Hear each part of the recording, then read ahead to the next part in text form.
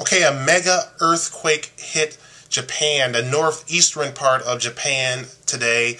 It was an 8.9 magnitude earthquake. That is tremendous. It produced a tsunami that washed over buildings. It took out ships. There's just tons of cars that have just been floating around in certain areas. There's been reports of a 33-foot wave in certain parts of Japan, and now there's tsunami warnings going out across the world. Australia, there's warnings in the western United States. The U.S. Tsunami Monitoring Center has put out a warning for most of the west coast in the United States, most of the Pacific. So you people in California, you people in Washington, you people in Oregon, people in Alaska, this is something that you should be taking a look at.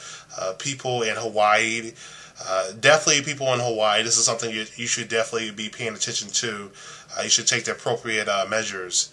And I know that a lot of people are going to say that this is sort of linked to the March 15th polar shift and all these rumors and stuff. Let me tell you something. I can't wait till that date comes and just goes, because people are talking about earthquakes and volcanoes, and do I think this is a part of that? No, I don't. I don't think there's going to be a polar shift, not a dramatic one that would threaten the entire species. I don't think there's going to be a comet or there's a Planet X that's going to produce an extinction level event.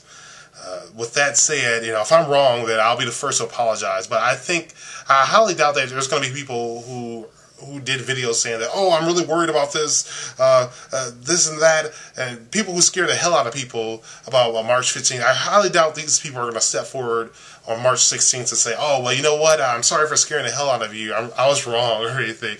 Now, I don't think that's really going to happen, but anyway, somebody asked me about PIMCO, the world's largest bondholder, and how they ditched some U.S.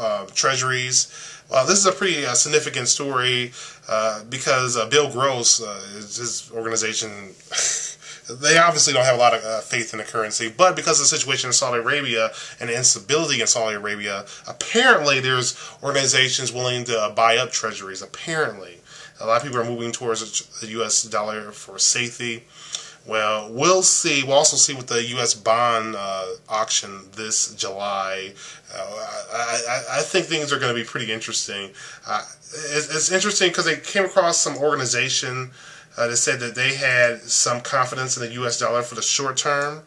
And I was just wondering if they were ever going to find an organization that's going to say, oh, yeah, I have confidence in the U.S. dollar for the long term. It's very interesting how they say they're very positive about the U.S. dollar. This organization was actually Double Line Capital. They said they're positive for the short term. I wonder how they feel about the long term. Anyway, let me leave you guys with some pretty good news. According to the CDC, the Center for Disease Control, cancer survivors are growing. Their ranks are growing.